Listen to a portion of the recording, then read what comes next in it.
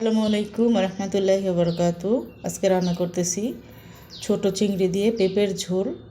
তো একটা বেশ বড় সাইজের পেঁপে থেকে আমি অর্ধেকটা নিয়ে নিয়েছি, আগের অর্ধেকটা ছিল, তো দুইটা মিলিয়ে একসাথে সুন্দর করে কেটে পয়সা করে ধুয়ে নিচ্ছি। আমি যেই থেকে পেঁপে খাওয়া নিয়মিত শুরু করেছি, আলহামদুলিল্লাহ আমার গ্যাস্ট্রিকের সমস্যা হয় না বললেই চলে। তো আপনারা যদি একাধারে 3 মাস পেঁপে খাইতে পারেন, পেঁপের তরকারি, কাঁচা পেঁপের সালাদ, তারপরে পাকা পেঁপে, আপনারা 3 মাস খেলে আলহামদুলিল্লাহ আশা করি যে পেঁপে খাওয়ার ফলে আপনাদের গ্যাস্ট্রিকের সমস্যাটা আর দেখা দেবে না। তো স্বাদমতো লবণ, হলুদের গুঁড়া, মরিচের গুঁড়া, ধনিয়ার গুঁড়া, অল্প একটু তেল, তারপর একটা পেঁয়াজ দিয়ে খুব সুন্দর করে কষিয়ে নিচ্ছি।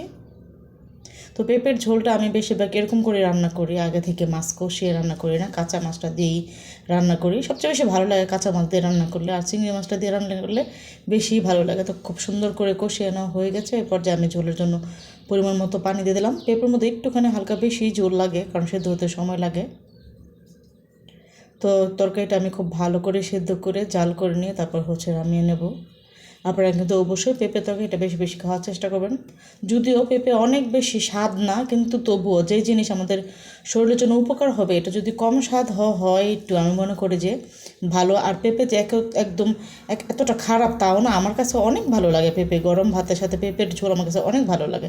তো সবাই ভালো থাকবেন, সুস্থ থাকবেন।